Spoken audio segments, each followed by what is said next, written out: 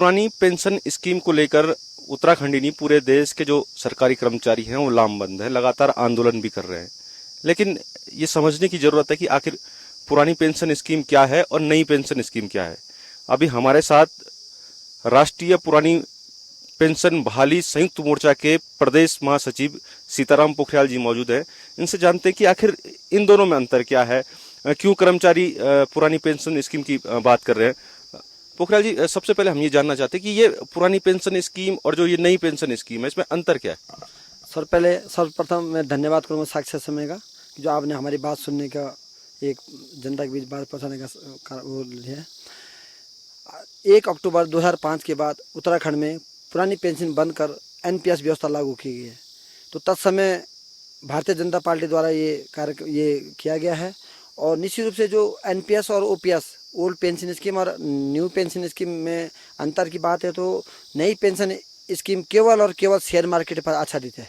इसका जो हमारा जो पैसा करता है वो शेयर मार्केट में सरकार द्वारा लगाया गया है। वो तीन शेयर मार्केट में लगाया गया, तो वो उसका ये है कि जमा तो हो रहा है पर उसका निकासी का कोई मन निकाल नहीं सकते।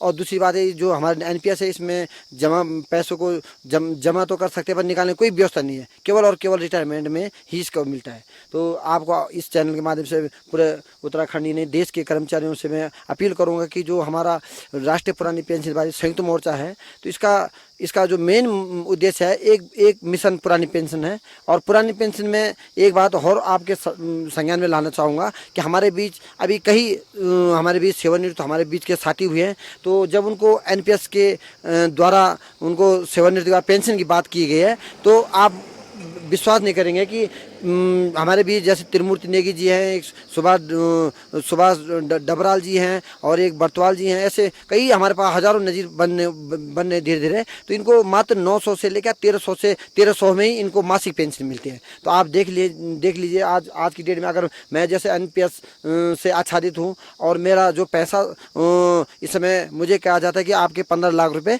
वहाँ जमा है, परंतु अगर निकालने की बात आती है तो निकालने की कोई व्यवस्था नहीं है। अगर मुझे कोई छोटा मोटा पारिवारिक काम करना हो या फिर स्वास्थ्य का अगर कोई परीक्षण करना हो, या हमारे बीच कई कर्मचारी बीमार हैं, कुछ कर रहे हैं, तो उनको मात्र 14 या 15% से बैंक से लोन लेकर अपना माने एक छोटे मोटे कार्यक्रम जो पारिवारिक जो दायित्व निभाने पड़ते हैं। और जो पुराने जो हमारे बीच ओपीएस वाले कर्मचारी हैं, उनको मात्र एक फॉर्म भरना पड़ता है जीपीएफ का, और जीपीएफ में जितना भी धनराशि उनके खाते में उससे निकालने की व्यवस्था है। तो एक बहुत ही हमारा अपना बुढ़ापा हमारा असुरक्षित है। और हम देख रहे हैं कि दिन ब दिन हम जो नए एनपीएस वाले कर्मचारी हैं उनके साथ सरकार इस प्रकार जो हम लगातार मांग करें, उसके बाद भी चाहे केंद्र सरकार हो चाहे राज्य सरकार सुनने को तैयार नहीं है।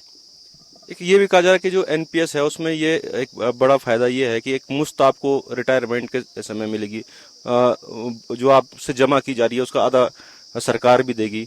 तो इससे नुकसान क्या है, क्योंकि एक मुफ्त भी मिलेगा उस टाइम पे, और जो आपकी बची हुई होगी या 40% आप 60% तक ले सकते हैं, 40% आपका जो बचा हुआ वो आपके परिवार के और सदस्यों को मिलेगी। तो इससे क्या सहमत आप?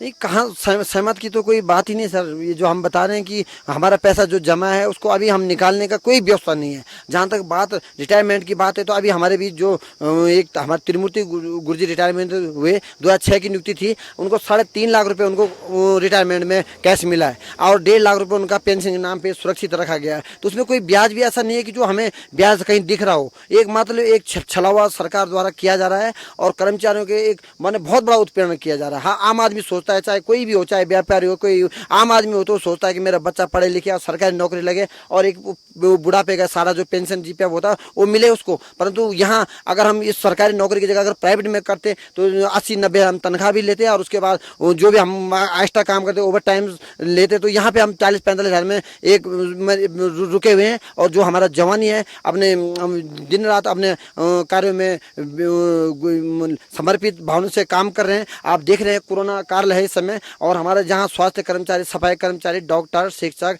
अधिकारी, तमाम हमारे कर्मचारी जो सेवा में कार्यरत है, वो अपना तत्पर से, जहाँ हमारे माननीय मंत्री और विधायकगण अपने घरों में बैठे हुए थे, वहाँ हमारे कर्मचारी रोडों पे दिन रात हॉस्पिटल में अपनी ड्यूटी करने के बाद आज जब वो सोचते हैं कि हम बुढ़ापे में हमें कोई पेंशन जीपीएफ नहीं है, तो वास्तव में निराश इस समय है। अगर आपके आंदोलन की बात करें तो लगातार आप आंदोलन कर रहे हैं, मशाल जुलूस भी किया आपने, उपवास भी रखे हैं, अब आगे की क्या रणनीति है आपकी? भाई हमारा तो प्रथम हम सरकार चाहे केंद्र सरकार है और राज्य सरकार है, हमें पूरा विश्वास है जिस तरह माननीय मोदी जी के समय समय उनका जो एक अच्छा नेतृत्व चल रहा है, तो जब धारा 370 जैसा एक ऐतिहासिक काम उनके द्वारा किया गया है, वो यू उत्तर प्रदेश में अयोध्या जैसा विवाद उनके द्वारा सुलझाया गया है, तो आखिर हम कर्मचारियों से ऐसा क्या भूल है, हम कर्मचारी जो दिन रात समर्पित है, ऐसा हम लोगों के साथ क्यों? आप देख रहे हैं, आपके माध्यम से हम सब अवगत भी कराना चाहेंगे सरकार राज्य सरकार से कि एक दिन कोई अगर विधायक और मंत्री अगर विधायक सांसद बनता है, उनको एक बार 2 बार 3 बार जितने बार बनते हैं उनको पेंशन की व्यवस्था दी गई। आखिर हम 35 और 40 साल बाद सरकारी सेवा करने के बाद हमारे साथ इस तरह दोहरा मापदंड क्यों बनाया जा रहा है? और जहाँ तक आंदोलन की बात है, संघर्ष की बात है, तो निरंतर राष्ट्रीय पुरानी पेंशन बहाली संयुक्त मोर्चा जो हमारे बीपी रावत जी राष्ट्रीय अध्यक्ष जी हैं, उनके नेतृत्व में हम एक कार्यक्रम लगातार चल रहा है हमारा। एक उत्तराखंड में एक दीपक ओपीएस के नाम,